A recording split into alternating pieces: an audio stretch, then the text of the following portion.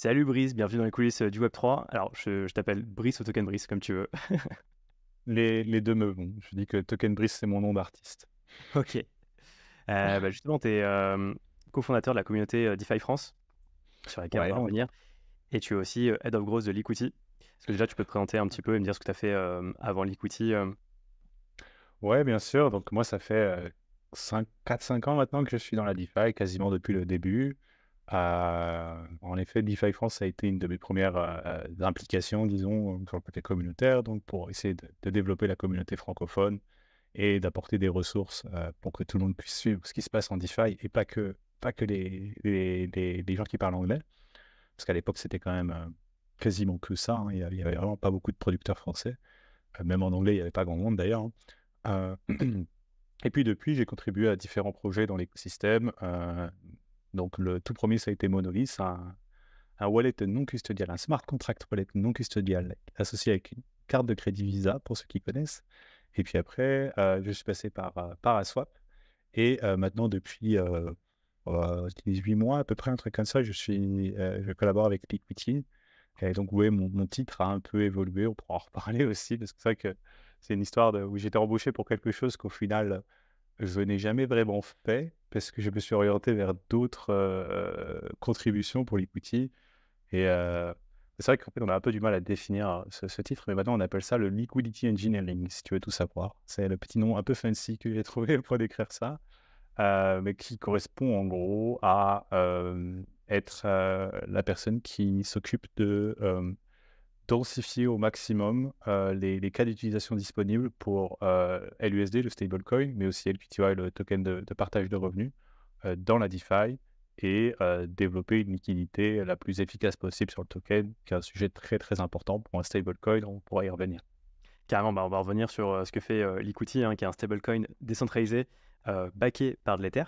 Avant ça, donc tu parlais de ton expérience chez Paraswap. Au sein de Paraswap, donc pour la petite histoire, tu as cofondé donc DeFi France, qui est une communauté dans la finance décentralisée, avec Monir, qui Tout était à fait. intervenu il y a quelques épisodes, et donc qui a cofondé Paraswap. Toi, tu as fait quoi à ce moment-là chez Paraswap Oui, donc moi, Paraswap, je suis arrivé un peu plus tard. Bon, bien sûr, Mounir a été impliqué dans Paraswap, dans DeFi France, donc on était en contact dès le début. Je l'ai aidé à différents niveaux, mais je me suis plus vraiment joint à l'effort au moment où Paraswap a lancé son token et sa DAO pour aider au niveau de la structuration initiale de la DAO, mettre en route les processus et en gros permettre à la communauté idéalement de prendre le contrôle sur ce qu'on leur offrait. Ok. Hyper intéressant. Et donc, avant ça, tu as créé donc, DeFi France avec Mounir et une troisième personne, Arthur. Arthur Micoulet aussi, tu gagnerais beaucoup à le recevoir parce que Ah, absolument. c'est un peu le moins connu des trois et pourtant c'est pas le moins intéressant. Bah, écoute, c'est noté de l'interviewer aussi. Et à la base, quand vous avez créé DeFi France, c'est marrant, en off, tu me disais juste avant que pendant des années, tu as créé du contenu pour la DeFi sans espérer quelque chose en retour, vraiment juste pour le plaisir. Est-ce que tu peux revenir un peu sur cette période-là J'imagine que ça concorde avec la période de DeFi France aussi, les débuts. Ça a même un peu prédaté DeFi France en fait. J'ai commencé à partager du contenu très très vite sur la DeFi. Au bout de quelques mois où je commençais à pratiquer, je me suis mis à écrire et à partager un peu mon expérience, mes analyses sur les protocoles, mes réflexions, un peu documenter mon parcours d'apprentissage de la DeFi, quoi. Et ouais, c'est vrai qu'après, au début, c'était quand même assez rudimentaire. J'écrivais des articles sur Medium ou des trucs comme ça. Pour la petite histoire, si vous voulez tout savoir, en 2018, je crois, il y avait un truc qui s'appelait, oh, je sais même plus, mais un truc de bounties, en fait, où tu avais des projets qui faisaient des ICO et qui te payaient dans leur token d'ICO, voilà, bon, hein, pour écrire du contenu sur eux ou faire des vidéos. Donc j'ai même chassé le bounty en 2018, je ne vous dis pas de bêtises, j'ai fait une douzaine d'articles bounties. Et pour l'histoire marrante, bah, sur les 12, je crois qu'il y en a la moitié qui m'ont effectivement payé. Et sur la moitié qui m'a effectivement payé, je crois que j'ai récupéré un grand total de $250. Yes. Ouais, donc c'est pas ce qui t'a amené vers la richesse, mais en tout cas, enfin, la richesse intellectuelle, si. C'est ça, ça m'a permis d'apprendre des choses. Énorme. Et bah, je te propose déjà de revenir sur l'equity, après on pourra revenir sur le reste, mais je trouve ça intéressant bah, qu'aujourd'hui on- tu nous expliques comment ça fonctionne un stablecoin vraiment backé que par de l'Ether. Donc pour rappel, hein, c'est un stablecoin décentralisé que vous faites, hein, qui s'appelle le LUSD. Mhm. Et déjà pour commencer, est-ce que tu peux expliquer comment toi tu as rejoint l'equity? Ça a été quoi un peu le process? Bah, c'est là aussi où le contenu et tout ça a bien aidé, mine de rien, parce que donc c'était, ouais, quand ils ont publié, c'était une offre d'emploi qu'ils ont publiée pour, à l'époque, Head of Growth, sur un produit qui n'était pas Liquidity, mais qui était les Chicken Bonds. Donc un produit qui a été lancé l'année dernière. Et ils cherchaient quelqu'un pour les aider à faire en sorte que le produit soit adopté, utilisé, ainsi de suite. Euh, Et c'était quoi alors les chicken bonds? Enfin, Alors, c'est un peu dense, mais en gros, c'est un autocompounder avec des objectifs du point de vue du protocole sur LUSD. Mais il faut déjà qu'on explique l'equity Ouais, pour rentrer en Chicken Bone, donc absolument. on va y revenir après. Mais oui, donc en fait, c'était une offre d'emploi. Et pour revenir sur ce que je disais sur le contenu qui a pas mal aidé, bah, voilà, j'ai vu l'offre passer. J'avais déjà l'equity dans le radar, j'avais déjà écrit sur eux, j'avais fait des vidéos sur eux et ainsi de suite. Et donc, effectivement, quand j'ai soumis ma candidature, c'était assez percutant, si tu veux, parce que bon, ben voilà, c'était, je sais plus, il y avait des questions sur comment vous connaissez l'equity. Bon, bah écoute, ça fait 6 mois que je parle de vous, j'ai fait l'article le plus détaillé en français pour expliquer le protocole, j'ai fait 3 heures de vidéo dessus. Je crois que je suis le plus gros chill en France. Donc en gros, c'était un peu comme si je faisais déjà le travail avant même d'être dans le job. Yes. Donc ça a grandement facilité le côté de savoir si j'étais convaincu de la pertinence du protocole et capable de le mettre en avant, quoi. Ok.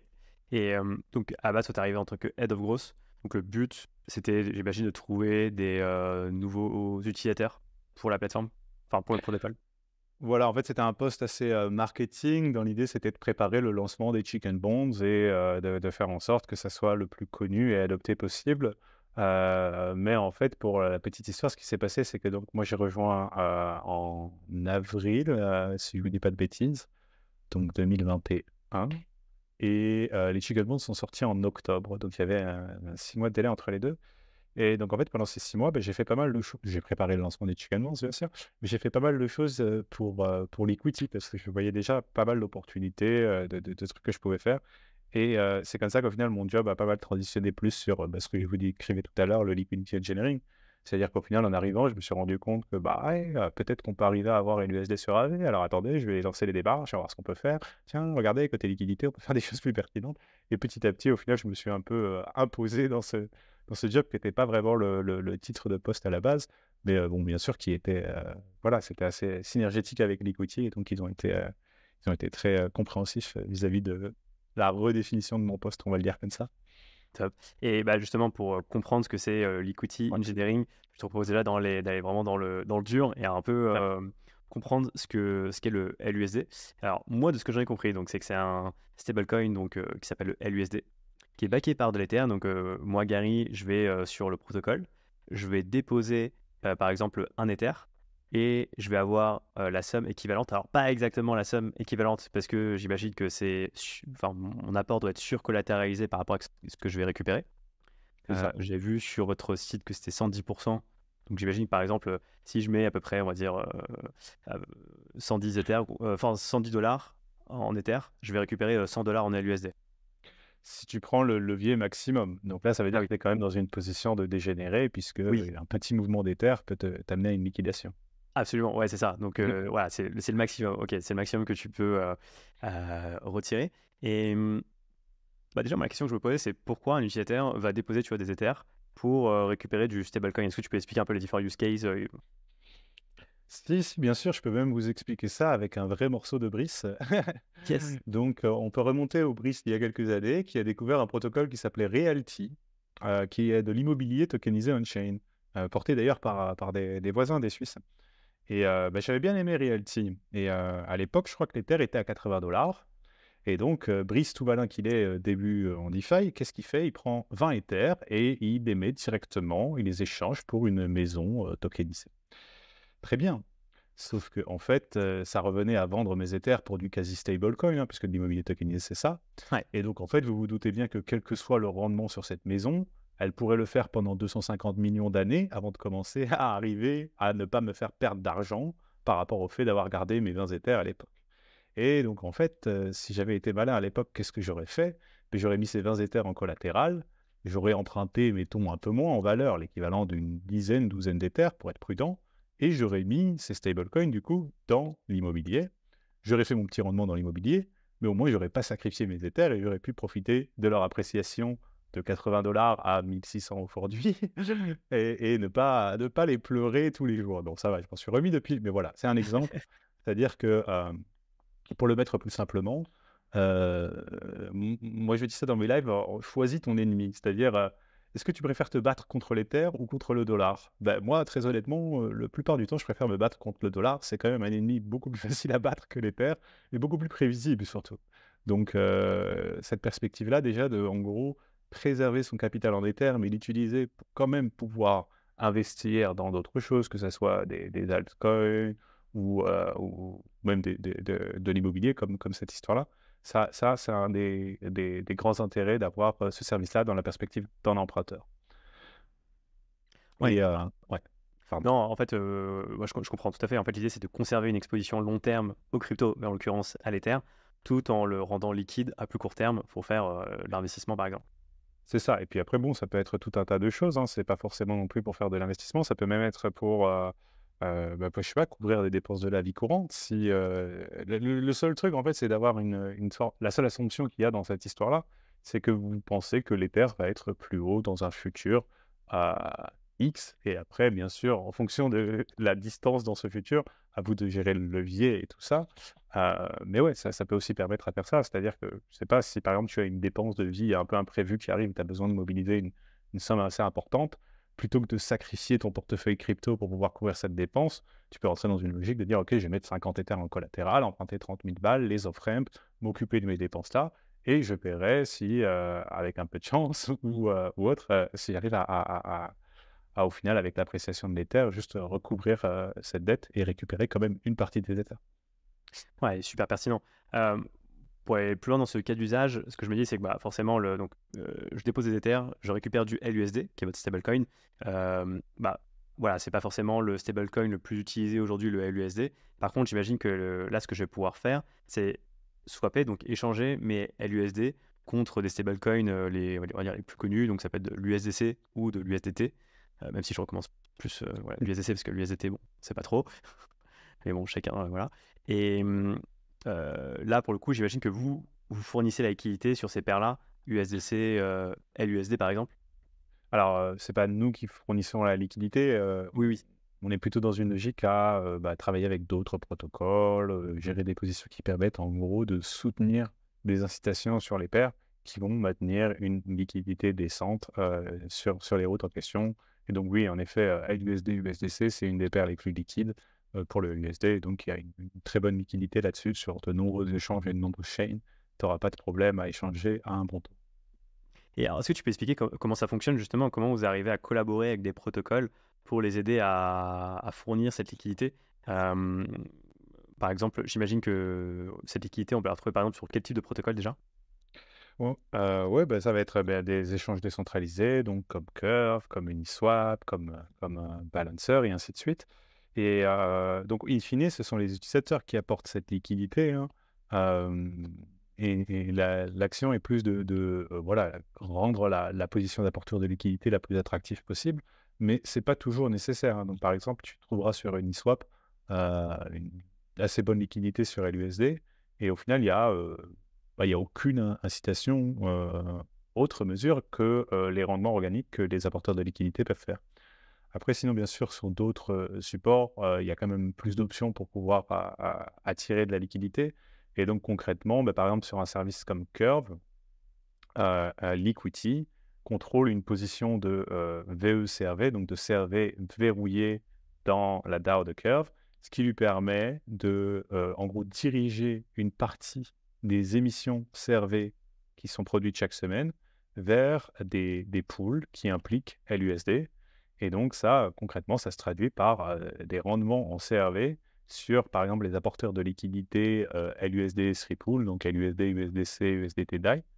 Et ça crée donc un appel d'air, bien sûr, puisque qui dit rendement, on dit que les gens vont venir saisir ces rendements.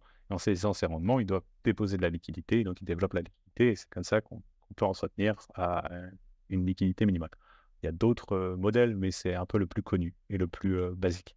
Ok. Ouais, donc c'est-à-dire que moi, en tant qu'utilisateur, je vais par exemple sur Curve déposer mes LUSD, les immobiliser dans la pool, qui va ensuite servir pour permettre aux gens qui veulent échanger, donc retirer ou déposer du LUSD. Et en fait, moi, je vais être incentivé toutes les semaines par donc, du CRV que vous, en fait, qui provient en fait de l'equity. C'est-à-dire que l'equity a une poche de liquidité en CRV pour incentiver les providers de liquidité. C'est pas exactement ça, ça vient de Curve en lui-même. Oui, La seule chose que l'equity a, c'est cette position VECRV qui lui donne une capacité à influencer où sont dirigées les émissions. d'accord. Mais donc concrètement, voilà, ça vient de Curve. Yes. C'est le détail important. Ouais, super clair. Euh, Aujourd'hui, je crois que enfin, il y a beaucoup de volume, hein. Donc, si je dis pas de bêtises, il y a l'équivalent à peu près de 650 millions de dollars en Ether qui ont été déposés, hein, sur le protocole. Ouais, c'est ça. La dernière fois, le dernier chiffre que j'avais en tête, c'est à peu près 400 000 Ethers. Donc, on ne doit pas être loin de ça en dollars. Ouais. Ok. Et donc vous prenez des fees au moment en fait où l'utilisateur va déposer ses Ethers pour avoir du LUSD, non? Alors, il n'y a pas de frais sur les Ethers qu'il dépose. Ok. Non, ce qui se passe, c'est que quand l'utilisateur emprunte, il va payer, il paye pas de taux d'intérêt. Donc, ça, c'est vrai qu'on en reviendra peut-être, mais c'est aussi une des raisons qui rend le protocole très intéressant, et notamment pour les positions long terme, parce que c'est très, très, très peu coûteux d'emprunter sur l'equity. Pour vous donner une idée, emprunter sur Maker, à l'heure d'aujourd'hui, ça coûte 5% de taux d'intérêt annuel. Emprunter sur l'equity, c'est un taux d'initiation de 0,5%. Donc ça veut dire que si vous empruntez 100 000 dollars, concrètement, votre dette va être de 100 500 dollars, mais vous allez recevoir que 100 000 dollars. Et voilà, vous avez payé tous vos frais, en fait. C'est ça qui est très intéressant, c'est que c'est prévisible et payé immédiatement à la souscription du prêt. Et donc ça veut dire que si on file l'exemple avec Maker, ça veut dire que bon, bah déjà de l'autre côté, vous payez 5% de taux d'intérêt. Donc grosso modo, en un mois sur Maker, vous allez payer déjà plus de taux, vous allez avoir accru plus de taux d'intérêt que le frais d'initiation payé sur l'equity. Mais là où ça devient vraiment explosif, c'est si vous extrapolez les deux positions sur quelques années. Puisque du coup, bah, sur un an, sur l'equity, vous avez toujours payé 0,5%, et maintenant sur Maker, vous avez payé 5%. Mais maintenant, sur 2 ans, bah, sur l'equity, vous avez toujours payé 0,5%. Maintenant, sur Maker, vous avez payé 10%. Et ainsi de suite. Donc, plus la position se dure dans le temps, et plus la compétitivité avec les protocoles basés sur des taux d'intérêt est excellente. Bon, après, bien sûr, il y a le revers de la médaille de ça, qui est que si vous comptez emprunter pour 3 jours, bien là, bien sûr, moi-même, je vous dirais d'aller sur Maker ou Aave ou autre, parce que comme c'est un taux d'intérêt annuel, vous allez le payer que grosso modo sur 3 jours, donc vous allez payer un centième ou je ne sais pas quoi du taux d'intérêt, donc très peu au final. Ok, ouais. Donc pour grossir un peu le trait, c'est-à-dire que si tu empruntes plus de un mois, c'est plus avantageux sur l'equity que sur Maker. À l'heure d'aujourd'hui, oui. Après, ils changent leur taux assez rapidement. Dans le passé, ça a parfois été quelques mois pour que ça soit plus rentable. Mais là, c'est vrai qu'ils sont plutôt agressifs sur les frais. Donc, c'est encore plus intéressant d'emprunter sur l'equity que par le passé. Et pour comprendre, donc, quand tu parles de la somme empruntée, donc c'est par exemple, moi je dépose 100 dollars en Ether, moi je vais payer 0,5% si je retire par exemple sur les 50 dollars par exemple de LUSD que je vais emprunter. C'est ça. C'est Ok, payé sur la somme empruntée, ouais, donc pas sur le collatéral. Le collatéral, il est là pour garantir la position, mais a priori, tant que vous ne vous faites pas liquider, personne ne touche à votre collatéral. ok. Et donc après, c'est LUSD, donc soit comme tu disais, je peux les échanger contre autre chose, soit même je peux les stacker pour avoir du rendement dessus. Bon, je peux faire un peu ce que je veux. Et d'ailleurs, je me posais une question en termes de régulation. Vous, aujourd'hui, c'est comme tous les stablecoins classiques. Vous n'êtes pas. Comment ça se passe? Est-ce que vous êtes régulé? Est-ce que par exemple les Américains peuvent utiliser ce stablecoin? Ouais, ouais, bien sûr. Bah, de toute façon, on en reviendra après peut-être dessus, mais on n'est pas en mesure de limiter l'accès au protocole Liquidity pour qui que ce soit, quoi. Donc, Ouais. même si une régulation à ce niveau-là venait voir le jour, on n'a pas capacité technique d'interdire aux Américains d'utiliser le protocole Liquidity, par exemple, ou à d'autres populations. Donc, ouais, au niveau de la régulation, c'est vrai que ça évolue pas mal, mais en tout cas, je pense pour nous, par exemple, dans MiCA en Europe, même si ça vient avec des conditions beaucoup plus strictes, notamment sur les émetteurs de stablecoin, il y a une clause qui exclut de ces obligations les protocoles décentralisés comme Liquity. Alors après, bien sûr, il y a toute la question de qu'est-ce qu'un protocole décentralisé? Et du point de vue légal, c'est vrai qu'ils sont encore un peu à la ramasse là-dessus. Mais pour le coup, pour le mettre simplement, c'est-à-dire que de tous les protocoles, je pense que Liquity est un de ceux qui a la prétention la plus sérieuse à se décrire comme décentralisé. Et on est capable de le prouver à de très nombreux niveaux, euh, notamment par rapport au fait que en fait, les contrats sont complètement non modifiables, immuables. Donc déjà, rien que ça aide pas mal, puisque ça veut dire que ce soit moi ou un autre membre de l'équipe Liquity, même le fondateur Robert, concrètement, il interagit avec le protocole comme n'importe quel utilisateur. Il n'y a pas de fonction administrative, il ne peut rien faire, il n'y a pas de fonction de pause ou de changement de paramètres ou de quoi que ce soit.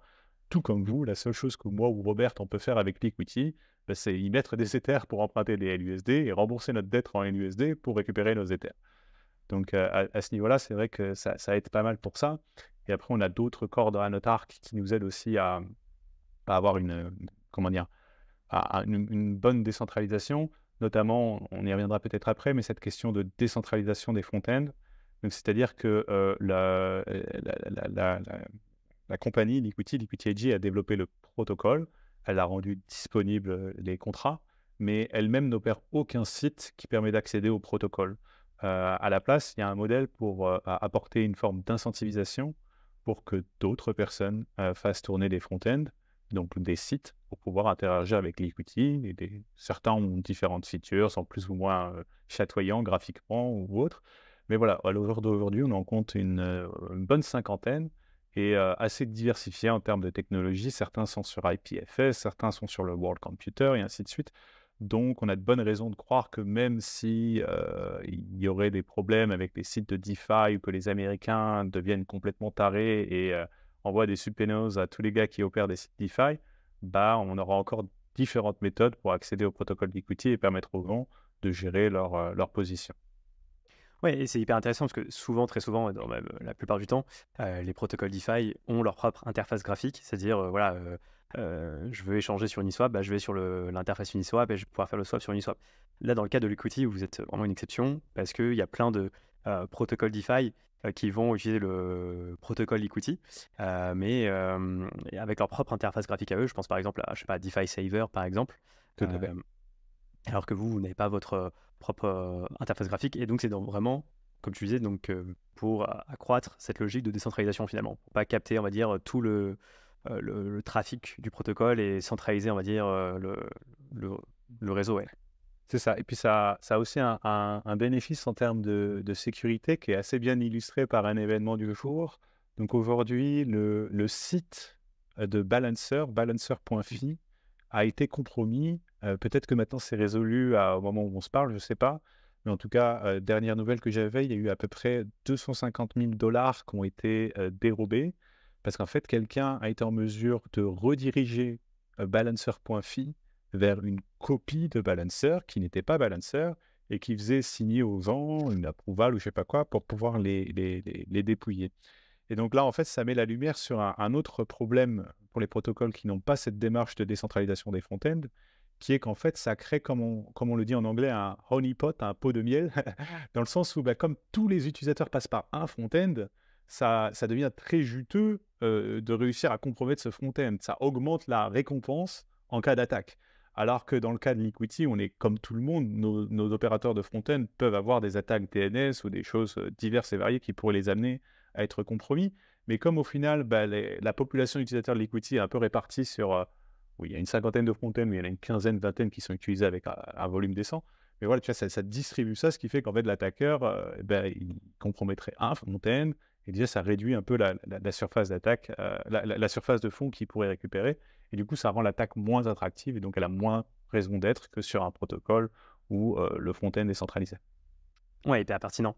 Et bah d'ailleurs, ouais, en termes de grosses, j'imagine que là, c'est un peu différent parce que plutôt que d'aller, on va dire, cibler des utilisateurs, vous avez plutôt en fait ciblé, j'imagine, des protocoles qui vont redistribuer votre protocole. Ou c'est les deux. Bah, c'est les deux, parce qu'il y a aussi quand même beaucoup d'actions, j'ai envie de dire, d'évangélisation sur LUSD, sur Liquity. Ouais. Voilà, après, les gens utilisent le front-end qu'ils veulent pour interagir avec le protocole, mais on a quand même une dimension de travail par rapport au fait de voilà, mettre en avant la pertinence de l'equity, expliquer le fonctionnement du protocole et ainsi de suite. Ok. Et pour revenir donc sur la gouvernance, j'ai vu que vous aviez un autre token, hein, qui s'appelait le Liquity, donc LQTY, exactement. Euh, J'imagine que donc, ce token, c'est vraiment un token de gouvernance pour prendre les décisions sur le protocole, non? C'est encore autre chose, c'est plus pour le yield alors?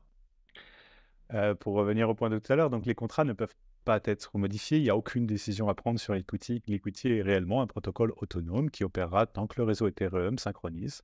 Et Ok. il n'y a pas de mise à jour, il n'y a pas de changement à faire, il n'y a pas de décision à prendre. Et donc, il n'y a aucun intérêt pour une gouvernance que nous considérons comme un risque vis-à-vis du protocole. Parce qu'il faut garder en tête que qui dit gouvernance, dit capacité à modifier le protocole, dit donc vecteur d'attaque. Ouais. Que ce soit des vecteurs d'attaque qui peuvent être parce qu'il y a un multisig dans l'histoire qui peut être compromis, mais même une attaque pure par la gouvernance. C'est-à-dire qu'il y a de très nombreux protocoles qui ont été attaqués comme ça. Et voilà, avec la sensibilité très avancée pour la sécurité de l'équipe Liquity, la gouvernance a été perçue comme non nécessaire. Et donc, le token Liquity, c'est un token de pur partage de revenus. Et ça aussi, c'est une situation assez unique en DeFi, dans le sens où, bien, c'est très simple. On parlait des frais sur l'emprunt, les frais d'initiation tout à l'heure. Il y a aussi une autre dimension du protocole qui collecte des frais, on y reviendra après. Et donc, en fait, l'entièreté des frais du protocole est renvoyée aux stakers de l'equity. Aussi simple que ça, au prorata de leur part de l'equity stakée. Et donc, oui, les possesseurs de l'equity peuvent les staker dans un contrat qui est lui aussi immuable. Donc, on ne pourra jamais changer les règles, on ne pourra jamais leur dérober leur récompense. Et ce contrat est très basique et il s'assure juste de la redistribution des frais d'initiation et des frais de rédemption aux stakers de l'equity à hauteur de leur part stake. Hyper intéressant, mais du coup, ça veut dire que donc il y a pas de mise à jour, on va dire, possible de nouvelles fonctionnalités qui peuvent être ajoutées en fait au protocole. Non. Ok. Alors après, ça n'empêche pas de construire des choses au-dessus. On parlait des chicken bonds tout à l'heure, on pourra peut-être y revenir, qui est un peu une couche au-dessus de l'equity, ou le travail qu'on peut faire au niveau de la liquidité ou de l'intégration de LUSD dans la DeFi. Mais en effet, au niveau du protocole lui-même, il n'y a pas de mise à jour possible. Ok. Et on parlait tout à l'heure de ton job aussi de liquidity engineering. Est-ce que tu peux un peu détailler en quoi ça consiste? Bien sûr. Bah oui, donc c'est vraiment une position au final assez couteau suisse en DeFi, puisque ça va appeler des compétences assez variées. Mais bon, voilà, le haut niveau, c'est vraiment de travailler à ce que LUSD et Liquidity soient partout. Ça peut être pertinent pour eux d'être en DeFi en termes d'intégration. Et donc concrètement, ça va se traduire par une activité qui est quand même assez lourde côté gouvernance, puisque très souvent, ça va passer par là pour avoir les intégrations nécessaires. Donc, par exemple, pour rajouter LUSD comme un token empruntable ou utilisable comme garantie sur AV, ben, ça implique d'aller voir la DAO d'AV et de faire une proposition sur le forum et de la mener à bien pour jusqu'à l'implémentation. Euh, et après, il y a des thématiques aussi plus sur la gestion de la liquidité.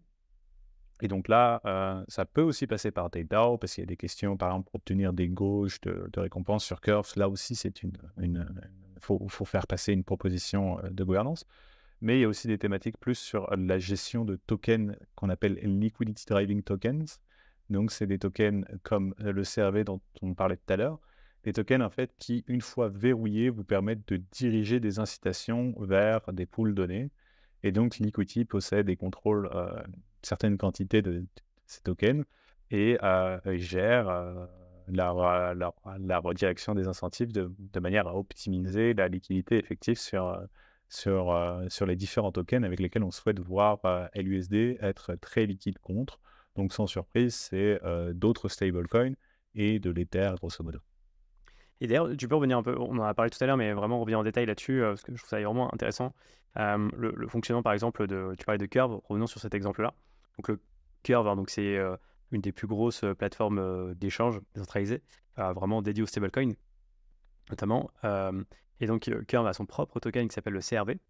Et tout à l'heure, tu parlais d'un autre token aussi. Et donc, en gros, l'idée, c'est d'immobiliser ce token pour, entre guillemets, on appelle ça un peu les bribes, donc les pots de vin, pour, entre guillemets, euh, driver, j'ai envie de dire, vers quel pool de liquidité vont aller en fait les incentives générés. C'est ça, oui. Alors, les bribes, c'est encore autre chose, c'est un niveau d'après. Donc, il y a Ouais. le premier niveau qui est juste, tu peux toi-même posséder des CRV. Dans ce cas-là, tu les verrouilles et tu obtiens des VE-CRV. La proportion obtenue dépend de l'engagement de prix, mais grosso modo, ça va jusqu'à 4 ans pour avoir la balance maximale de VE-CRV par CRV. Et une fois ça effectué, une fois possesseur de VE-CRV, tu es en mesure de voter sur ce qu'on appelle les votes de gauche, donc l'allocation, grosso modo. Chaque semaine, il y a un sac de CRV imprimé et c'est au possesseur de VE-CRV de déterminer comment est distribué ce sac sur les différents pools qu'il y a sur Curve. Et il y en a une très grande quantité maintenant avec toutes les chaînes qui supportent et ainsi de suite. Donc ça, c'est le premier niveau du liquidity driving, disons. Mais maintenant, il y a aussi un deuxième niveau qui est que, pour diverses raisons, parce que par exemple, on peut parler d'un engagement de 4 ans, ça peut faire peur à certaines personnes, ou c'est difficilement réalisable dans certaines conditions. Donc, il y a aussi cette activité qu'on appelle le bribe, et qui en gros correspond à proposer des récompenses, on va rester sur CRV, mais ça s'applique aux autres, hein, proposer des récompenses aux possesseurs de VE-CRV pour voter sur une pool donnée.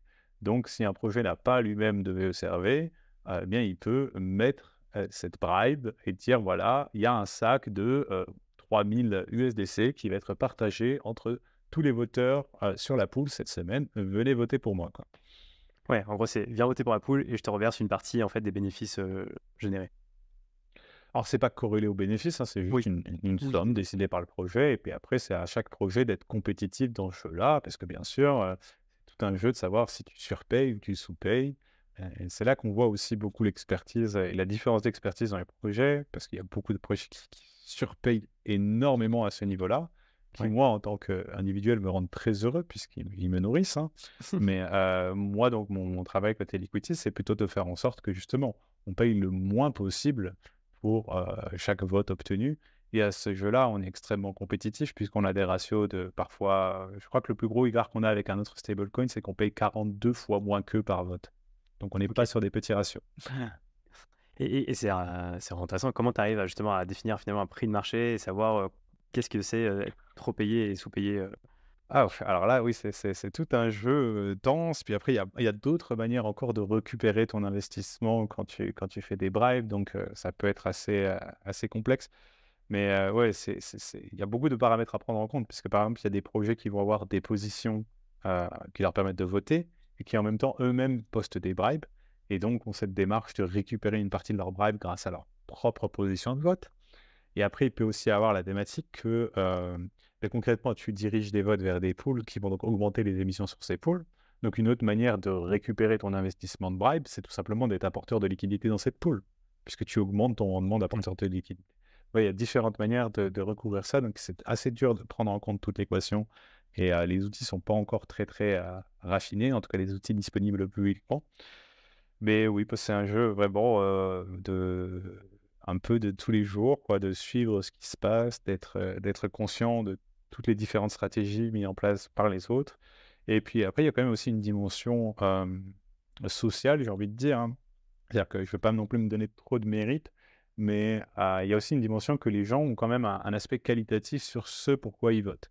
Et c'est aussi pour ça qu'on est capable d'arriver à une compétitivité aussi élevée sur notre coût de par vote, tout simplement parce que, disons-le comme ça, l'equity a un capital social dans la DeFi qui fait que, bon ben voilà, un voteur VECRV ou autre, a priori, il préfère prendre 1 dollar, mettons, pour un vote liquidity qu'en prendre 3 pour voter sur Frax, par exemple.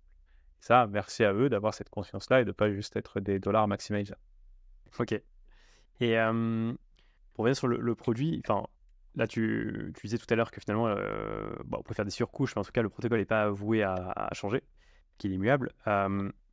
Vous avez d'autres fonctionnalités ou nouvelles idées de produits dans la roadmap Oui, bien sûr. Ben, à l'ICC cette année, en juillet, on a introduit le design, le concept pour ce qui est appelé encore pour l'instant V2, mais qui va avoir son petit nom, qui est donc un second protocole indépendant de l'Equity, parce que l'Equity continuera sa vie tant que le réseau Ethereum synchronise, comme je le disais tout à l'heure, mais qui essaie de proposer un autre modèle pour un stablecoin qui, a priori, devrait être un peu plus scalable et à offrir des intérêts pour les utilisateurs, notamment une solution de levier sur l'Ether avec une protection du principal qui, on pense qu'elle pourrait être assez attractive pour les longs termes boules sur l'Ether. Donc l'idée serait de stacker sur du long terme tes Ethers, c'est ça? Bah, concrètement, en fait, ça va être un outil qui te permet d'avoir accès à ce qu'on appelle des hedging positions en anglais, qui sont en fait des positions leveragées sur l'Ether, mais qui ont aussi cette propriété-là garantie par le système, qui est en fait protection d'une partie de l'investissement initial. Donc, pour rendre les choses plus concrètes, que les gens me comprennent bien, par exemple, si quelqu'un ouvre une position leveragée de 10 Ethers, le protocole, je donne des ordres de grandeur, hein, c'est pas exactement les valeurs, le protocole va être en mesure de garantir jusqu'à par exemple 6 Ethers sur sa position. Donc ça veut dire que vers le haut, si tout se passe bien et que l'Ether s'apprécie, l'entièreté de l'appréciation est pour l'utilisateur, mais vers le bas, le système est en mesure d'absorber une partie et de garantir que du coup, il y aura au minimum 6 Ethers dans sa position grâce à différents mécanismes. Ok. Ouais, parce que le risque, j'imagine, c'est que ça peut arriver qu'il y a des gens qui déposent des Ethers, qui récupèrent du LUSD. Ensuite, il y a une chute brutale de l'Ether et finalement, ils sont liquidés leur position. Bien sûr. Et donc, voilà, ils se retrouvent avec moins d'Ether qu'initialement. Avec plus d'Ether. Ouais, avec plus d'Ether. Enfin, mais ils ont ouais, les enfin, après, toujours et rendre leur LUSD c'est pour ça, récupérer l'Ether, mais ouais. c'est ça. Yes. Super intéressant. Et pour revenir peut-être sur le début de l'Equity, est-ce que tu peux un peu expliquer comment l'Equity a été créé Ouais, bien sûr. Alors moi, j'étais pas là au début et Yes. au lancement de l'Equity, mais oui, j'ai quand même quelques idées. Donc ça a pris quand même à peu près 1 an et demi, si je vous dis pas de bêtises, pour développer l'Equity, qui a été lancé en avril 2021. Il a fallu une période de temps assez longue parce que mais ça vient de la caractéristique immuable du protocole qui fait qu'en fait, on n'a pas le droit à l'erreur concrètement quand on lance ce genre de protocole. Ouais. Et donc, ça implique des modélisations beaucoup plus poussives que ce qui sont faites classiquement, notamment en termes de modélisation économique et d'essayer d'anticiper comment les gens vont se comporter avec le protocole et comment le protocole va se comporter dans le temps au fur et à mesure des fluctuations du prix de l'Ether. Et donc ça, c'est vrai que c'est un des enjeux les plus denses quand on lance un protocole immuable. Et après, bien sûr, il y a toutes les thématiques classiques d'audit, de s'assurer que les contrats fonctionnent comme ils sont censés fonctionner, qu'ils n'ont pas vulnérabilité, et ainsi de suite. Sur le lancement, donc, ça a été assez explosif, puisque pour ceux qui regarderont la charte d'Ether en avril 2021, ils vont voir que ça a pas mal bougé, et notamment dans les semaines et les mois qui ont suivi. Donc, ça a d'abord commencé par une très belle appréciation d'Ether, qui a amené à ce que une très grosse TVL sur le protocole au final, parce que pas mal des premiers utilisateurs ont utilisé l'Equity tout simplement pour emprunter des LUSD et acheter plus d'Ether. Et ils ont eu un Ether qui s'est apprécié de 50-60% après, donc ils ont eu une très belle plus-value là-dessus. Mais après, bien sûr, il y a eu une chute assez forte, et donc ça a amené des vagues de liquidation assez brutales. Je crois qu'on a quand même une journée où il y a eu 600 millions de dollars à liquider, hein, sur une journée. Wow. Donc c'est pas rien. Donc voilà, les débuts ont été un peu explosifs, explosif vers le haut, un peu explosif vers le bas, et puis maintenant ça a trouvé une forme de stabilité. Et aussi les gens ont appris, quoi, tout simplement, par rapport au protocole. Parce que c'est vrai que ouais, c'est des mécaniques un peu nouvelles, et il y a peut-être des gens qui n'étaient pas forcément complètement, qui n'avaient pas compris entièrement au moment où ils ont utilisé au début. Yes. Et d'ailleurs, je me posais une question. Donc, admettons, là, je dépose, on va dire, un Ether, et que l'Ether, il est à peu près, on va dire, à 1500 $. Et qu'entre-temps, l'Ether double et passe à 3000 $. Quand je vais redéposer donc l'équivalent LUSD, on va dire que j'avais 1000 LUSD. Quand je vais redéposer ces 1000 LUSD, je vais toujours avoir le même nombre d'Ethers, c'est-à-dire avoir un Ether ou je vais récupérer 2 Ethers. Ah non, ton nombre d'Ether, il bouge pas, hein, ça c'est Non. voilà. Ouais. Tu as bien un Ether, tu as emprunté 1000 LUSD, tu dois du coup les 1005 LUSD avec les Oui. frais qu'on en parlait tout à l'heure. Et concrètement, si tu veux récupérer ton Ether, tu repayes ta dette, quel que Mhm. soit le prix de l'Ether. Ouais. La seule chose, c'est que du coup, si l'Ether il descend vraiment beaucoup, là, eh bien, tu peux te retrouver liquidé et ton Ether est saisi par le protocole, quoi, concrètement. Ouais. Et quand le prix baisse trop vite, est-ce que vous laissez quand même un laps de temps pour recollatéraliser sa dette ou Alors, il y a un peu de délai, mais il y a quand même, non, sur la liquidation, c'est assez rapide par rapport aux autres protocoles. C'est aussi ça qui permet d'avoir un levier aussi important, hein, parce que la plupart des Mmh. protocoles, ils te donnent pas 110% LTV, ils sont plutôt sur 130 ou 150. Eh oui. Donc oui, c'est aux utilisateurs de gérer. Après, il y a pas mal d'outils autour, notamment tu parlais tout à l'heure de DeFi Saver, qui offre tout un tas de solutions automatisées pour recollatéraliser en fonction des variations de prix. OK, très clair. Je propose de bientôt conclure, Brice. Juste pour parler de DeFi France, toi, tu es encore actif sur DeFi France, sur la communauté? Ouais, ouais, bien sûr. Alors, je suis pas aussi actif qu'au Yes. début. J'ai passé la main maintenant il y a 2 bonnes années à une vague de petits jeunes, fringants et pleins d'énergie. Mais bien sûr, je suis toujours très content, d'aider je continue à participer aux discussions et j'aide encore, sur l'organisation d'événements un peu, notamment, maintenant c'est devenu ma petite spécialité d'être le speaker d'intro des nouvelles villes parce qu'on a décentralisé, l'organisation des meet-up. Ça, c'est le grand axe de l'année dernière. Donc maintenant, il y a des meet-up à Lyon, à Toulouse, à Strasbourg et à Bordeaux. Et bah voilà, quand il y a une équipe locale de meet-up qui se lance, j'essaie autant que possible de venir leur proposer le premier talk. Comme ça facilite le travail des organisateurs quand même et ça permet aussi d'avoir un peu plus d'attention sur ce premier meet-up. Donc c'est un truc que j'aime bien faire. Et sinon, bien sûr, je reste impliqué au sein de la DAO et dans les discussions. Mais je suis plus aussi en première ligne qu'avant et ça me va très bien comme ça. C'est ce Yes. type d'idée. Allez tous au meet-up, alors j'avais fait celui de Lyon d'ailleurs, enfin un des derniers à Lyon, qui est très sympa Ah, d'ailleurs. génial. Ouais. Ouais, ouais. À Lyon, ça tourne très bien, organisé par Diziac, qui est un des contributeurs de DeFi France depuis un bon bout de temps maintenant aussi, qui a fait vraiment beaucoup pour la DAO. Donc c'est cool de voir que les meet prennent bien aussi. Yes. Trop cool. Bah, écoute, je te propose de conclure. Peut-être, une dernière question, ce serait quoi le conseil aujourd'hui à quelqu'un qui voudrait, lancer un stablecoin, Waouh. Il y a- à recommencer? Par où Ou commencer? Bah, il y a beaucoup de stablecoins, mais après, moi, je ne suis pas contre la multiplication des stablecoins. Je pense qu'on va vraiment vers un futur où il y en aura une grande quantité. Non, la question, c'est de s'assurer qu'il y a une proposition de valeur pertinente sur le stablecoin. Ça, bien sûr, c'est un. Et peut-être deux, et qui n'est pas rien, s'assurer d'avoir de bons cas d'utilisation sur le stablecoin en lui-même qui va faciliter sa stabilisation et surtout des stratégies de liquidité avancées et raffinées et efficaces. Et ça, c'est souvent ce qui est raté par de très, très nombreux projets. Et ouais, même les gros ne sont pas à l'abri de faire des petites erreurs là-dessus. On voit par exemple Aave qui a lancé son Go il y a quelques mois maintenant et qui a 97 cents ou un truc comme ça. Alors, ça y est, maintenant, la DAO s'active et il y a plein de propositions en cours pour établir la situation, mais ça va prendre encore au minimum quelques semaines, quoi. ouais, carrément. Super conseil. Merci beaucoup, Brice, c'était hyper intéressant.